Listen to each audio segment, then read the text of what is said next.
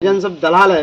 जी जी। ये दलाल क्या करता है, 1,65,000 हम दे के गए। बिल्कुल अंधेरे में रखना, डार्क में रखना लोगों को एकदम बराबर है। नमस्कार दोस्तों, अभी हम मौजूद हैं अमोर प्रखंड के सिमलवाड़ी गांव में। पिछले कई दिन पहले आपने सुने थे कि सिमलवाड़ी गांव से एक सरफराज नामक लड़का सऊदी बीमार हो जाता है। इंजीनियर महफूज साहब उनका मसीहा बनता है। हालांकि सरफराज बाबू आज हमारे साथ मौजूद है। अस्सलाम वालेकुम, एमडी सरफराज ये आलम। सिमलवाड़ी के सरफराज बाबू हैं। हाँ, जाने के बाद हम जाके फंस गए, काम भी नहीं दिए और 1 महीने बाद तो हमको लेके काम कराया और रोड का काम कराया, घर का काम कराया और सारे ईटा उठाने का काम कराया और सब काम लेके करवाया। जाके फंसा दिया हमको और जाने के बाद 2 महीने बाद हम बीमार हो गए। बैग को खोल के मेरे पापा सब, मेरा भाई सब उसका कागज़ पत्तर लेके दिया और जमा किया एम्बेसी में। एम्बेसी का बाद एम्बेसी का दौरा से महफूज भाई ने हमको मारा। कोई लोग अगर सऊदी हो या दुबई हो या किसी भी देश में जाए तो वो वहाँ किस तरह से रहे? सबसे पहले जिस टाइम जाने के टाइम में पहले वीज़ा तो चेक कराओ, तो किसका वीज़ा है, कंपनी का वीज़ा है तो ठीक है, अगर कफील का वीज़ा है कोई तो कफील का वीज़ा में कोई नहीं जाए। दोस्तों, ये सरफराज बाबू है, इनके साथ ये सारी मामला हुआ है। ये अपने मुंह से खुद ही बोल रहे हैं कि मेरे साथ क्या क्या वहाँ पे। आप भी अगर जाने वाले हैं या फिर आप भी वहाँ हैं तो आप होशियार हो जाइए कि इस तरह की मामला आपके सामने में। सरफराज बाबू अपने घर में है, अपने माता पिता के साथ हैं। आपको कितनी खुशी हुई? वो अक्सर मुझे रात के 10 बजे कॉल किया करते थे और वो 10 बजे का टाइम मेरे लिए सबसे गिरा गुजरता था। आज मैं उनके घर पे हूँ, उनसे अच्छे से मिलके उनको यहाँ पे सही सलामत पाके मैं जो खुश हूँ मैं बयान नहीं कर सकता। लेकिन बहुत सारे लोग सिर्फ ऐसे ही क्या कहते हैं, सही से अगर हमें अपने डॉक्यूमेंट्री प्रूफ नहीं दे के हर चीज़ छुपा करके अंदर से अगर इंटरनली कुछ काम करना चाहेगा तो हम उस सेंस में मदद नहीं कर पाते। जैसे सरफराज बाबू ने बताया कि जब हम यहाँ सऊदी गए तो वहाँ पे हमको पहले तो बैठाया गया जी, फिर रोड का काम कराया गया जी, घर का काम कराया गया। जी। उनके बाद जब उन कामों को जब हमने किया तो बीमार पड़ गए वहाँ। जी बिल्कुल। बीमार पड़ने के बाद ना हम हॉस्पिटल जा पा रहे हैं, न पुलिस वाले के पास जा पा रहे हैं। जी। यानी ऐसे भी बिहार के लड़के जो इतना शिक्षित नहीं होते हैं और शिक्षित ही होते हैं, बिल्कुल। उनको डर पैदा हो गया कि अगर हम कहीं अगर जाते हैं, बाहर निकलते हैं तो पकड़ पुलिस लेगा। वाले हमको पकड़ लेंगे। जी, बिल्कुल। इस हालत में जो एजेंट है, मैं नाम नहीं लेना चाहूंगा, जो एजेंट है जो यहाँ से लोगों को भेजते हैं, तो उनके थ्रू तो कुछ मदद होना चाहिए था।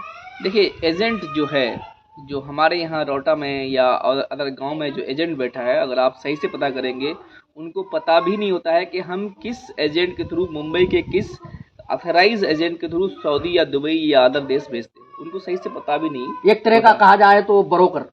ये ब्रोकर भी उनको मालूम रहता है आगे क्या करते हैं, इन लोगों को हकीकत में नहीं पता होता है कि हम क्या कर रहे हैं। जी जी। तो ये प्योर एजेंट नहीं है। प्योर एजेंट आपका मुंबई में बैठा हुआ है। हाँ। जैसे डिफरेंट अल हुदैफ वगैरह कंपनी जो है, तो वो लोग एजेंट हैं, उनके ये सब एजेंट के सब एजेंट के सब एजेंट होते हैं।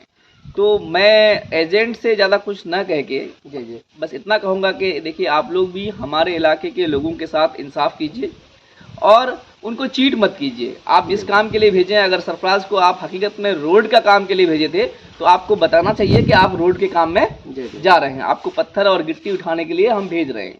अगर आप उसको कहीं पंप के काम में भेज रहे हैं या मुर्गी फार्म के काम में भेज रहे हैं, वेटर के काम में भेज रहे हैं, जिस भी काम के लिए आप भेज रहे हैं, आप उनको पहले बताइए। अपने बच्चों को अगर वो विदेश भेजते हैं जी, तो किसी से मशवरा नहीं करते हैं, चाहे गांव में जो शिक्षित लोग होते हैं उनसे नहीं मिलते हैं। ये सवाल मेरे दिमाग में खटक रहा था। नहीं, ये जायज़ सवाल है। मैं कहूँगा कि भेजते वक्त में मशवरा करें और किसी शिक्षित लोगों से वीज़ा का इन्फॉर्मेशन पढ़वाए। जैसे सरफराज ने कहा कि वीज़ा का इन्फॉर्मेशन पढ़ाना है आपको, किस काम में भेजा जा रहा है, क्या कफिल के पास भेजा जा रहा है, तो आप कफिल के पास ट्राई मत कीजिए। अगर कोई स्पॉन्सर कंपनी के पास भेजा जा रहा है तो ये आपके लिए बेटर है, ताकि आपको सही काम दे देगा। कफिल सही काम हो सकता है दे भी या नहीं भी दे, हो सकता है आपसे बाथरूम साफ करवाए, हो सकता है आपसे जो काम कोई नहीं करता है वो काम करवाए। दोस्तों, इंजीनियर महफूज साहब थे, ये बहुत अच्छे तरीके से बताए हैं सबको और इसमें एक नज़र डालने की कोशिश है।